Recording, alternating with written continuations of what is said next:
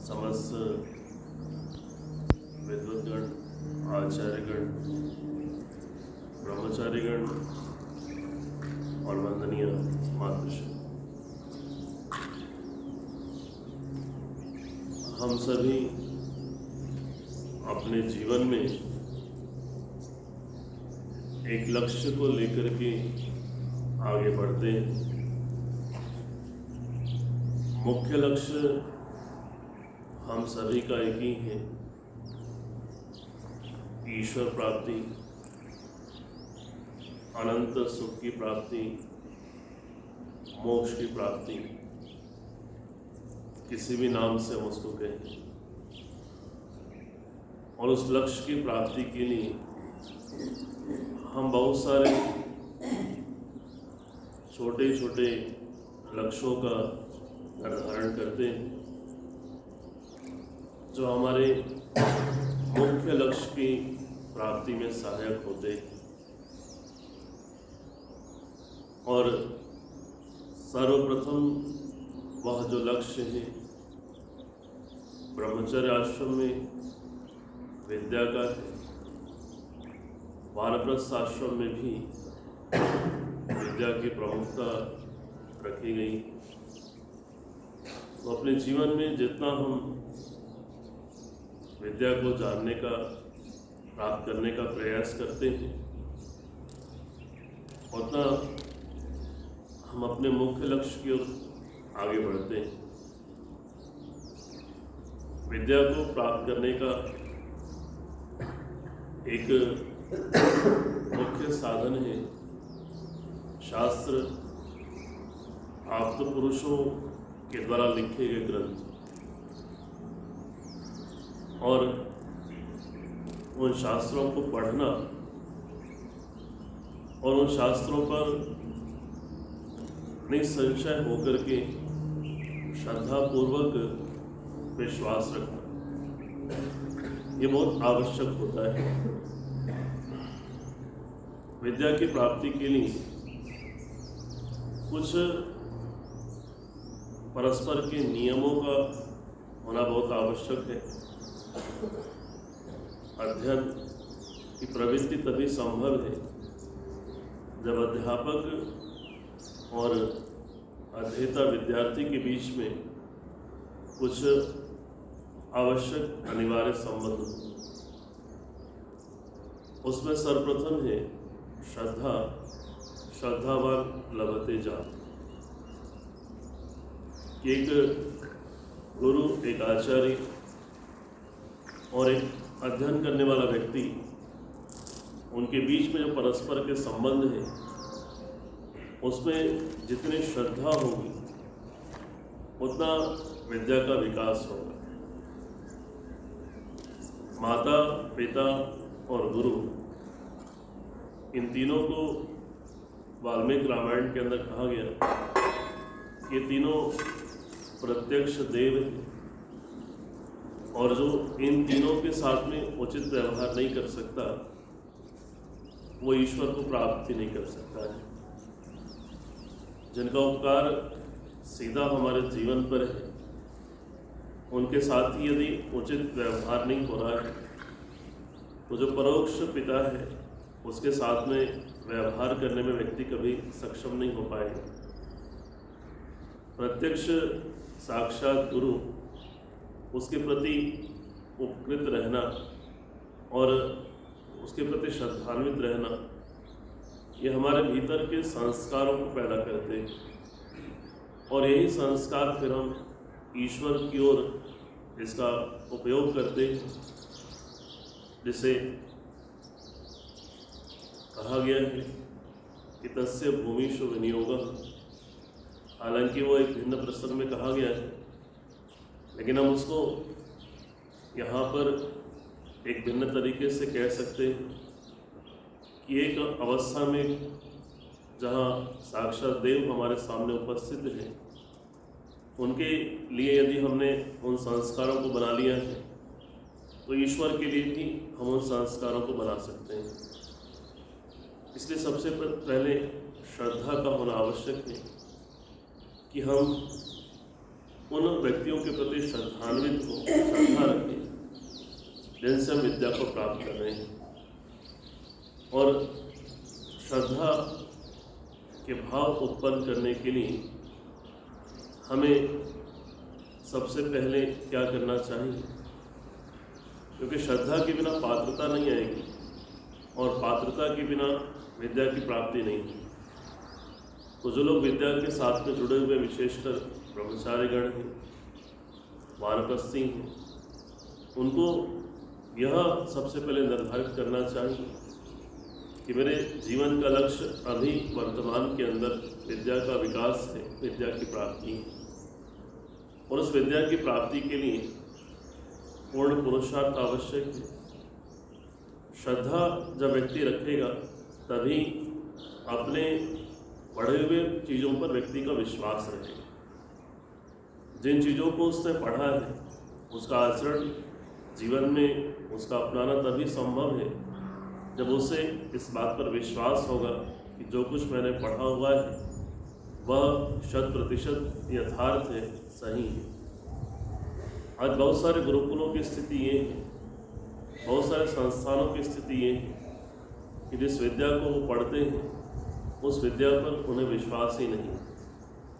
इसलिए बहुत सारे लोग उस विद्या को पढ़ने के बाद में रोजगार के लिए, धन के लिए चिंतित रहते हैं और इधर उधर वो प्रयास करते हैं। यदि उन्हें अपनी विद्या पर विश्वास हो, जो विद्या हमें इस संसार से मुक्ति प्रदान कर सकती है, वो विद्या इस संसार में जीवन निर्वाह के साधन भी अवश्य ही उपलब्ध करा सकती है। बस आवश्यक ये है कि हमारा विश्वास उस विद्या पर होना चाहिए और उस विश्वास की सर्वप्रथम कड़ी श्रद्धा ही। श्रद्धा नहीं होगी तो विश्वास नहीं होगा। महाभाष्य के अंदर एक बात कही, शब्द प्रमाण का वयम यह शब्दमाह तदस्माकं प्रमाण। यह स्थिति व्यक्ति के अंदर बननी चाहिए शास्त्रों को पढ़ते समय कि जो शब्द कहता है वह हमारा प्रमाण है और हम शब्द प्रमाण को मानने वाले हैं, यानी हम शास्त्रों को मानने वाले हैं। तो शास्त्र ही हमारा विचार है, शास्त्र ही हमारा आचार है, शास्त्र ही हमारा जीवन है और वो होना बहुत आवश्यक है। इसलिए विद्या को पढ़ना चाहिए, विद्या के लिए पुरुषार्थ होना चाहिए।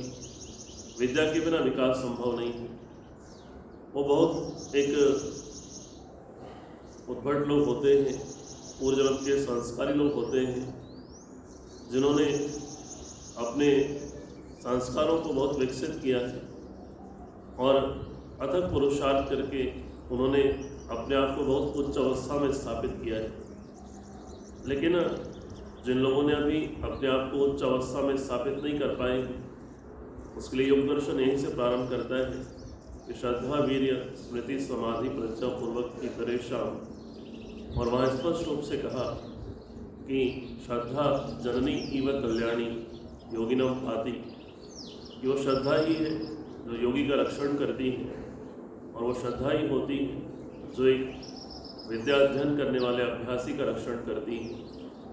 जिस दिन व्यक्ति का अपने शास्त्र पर से विश्वास कम हो जाता है, उसे अपने शास्त्रों पर संदेह होने लगता है, वह व्यक्ति अपने जीवन का मार्ग बदल लेता है। बहुत सारे ऐसे ब्रह्मचारी देखने में आते हैं जिन्होंने वर्षों तक तपस्या पूर्वक विद्या अध्ययन को किया है, लेकिन कालांतर में उसी विद्या से वो उपेक्षित हो जाते हैं या उसी विद्या की जो बातें होती हैं वो उनके आचरण में नहीं होती, उसका विरोध करने में लग जाते हैं। इसलिए शास्त्रों को पढ़ने के साथ साथ में हमें ये मन में संकल्प रहना चाहिए कि इन शास्त्रों को हमें जीवित भी रखना है। शास्त्रों को जीवित रखने का एक ही तरीका होता है, वो होता है उन शास्त्रों के अनुरूप जीवन को जीना। जब तक हम शास्त्रों को जिएंगे नहीं, हमारे शास्त्रों की रक्षा नहीं हो सकती। महाभाष्य क्यों पढ़ते हैं, व्याकरण क्यों पढ़ते हैं, इसमें महाभाष्यकार ने एक बात कही और हम उस बात को इस संदर्भ में लगा सकते हैं कि हम पढ़ते ही क्यों, शास्त्र पढ़ना ही क्यों चाहिए।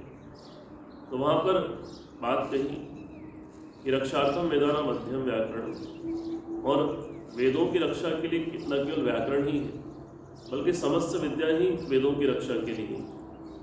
और रक्षा का मतलब पालन है, वेदों का पालन। और वेदों का पालन मतलब कहें तो चूंकि वेद ईश्वरीय विद्या है, तो वेदों का पालन अर्थात ईश्वर का पालन। तो ईश्वर का पालन करने के लिए पढ़ा जाता है, और इस उद्देश्य के साथ में व्यक्ति को पढ़ना चाहिए। जब व्यक्ति उद्देश्य को समाप्त कर देता है कि मैं तपस्या क्यों कर रहा हूँ, मैं पढ़ क्यों रहा हूँ, मैं विद्या को पढ़ा क्यों रहा हूँ, जब उस सब बात को लक्ष्य से व्यक्ति हटा देता है तो वो विद्या पढ़ना केवल ज्ञान अर्जन के लिए हो जाता है, और वो ज्ञान अर्जन फिर व्यक्ति के भीतर दोषों को उत्पन्न ही करता है। जैसे धन से यदि व्यक्ति का ममत्व जुड़ जाए तो वो धन उसके अंदर अहंकार और बहुत सारे दोषों को पैदा करता है। ऐसे ही विद्या अध्ययन यदि लक्ष्य से हटा दिया जाए तो वह विद्या अध्ययन केवल मात्र व्यक्ति के भीतर दोषों को ही पैदा करता है, और एक मिथ्या अहंकार व्यक्ति के भीतर उत्पन्न होता है। इसलिए यह ध्यान में रखना चाहिए कि हम जो भी विद्या पढ़ते हैं उसका एक लक्ष्य है, और उस लक्ष्य के साथ में जब उसको हम जोड़ के चलेंगे तो निश्चित रूप से हमारी उन्नति होती है।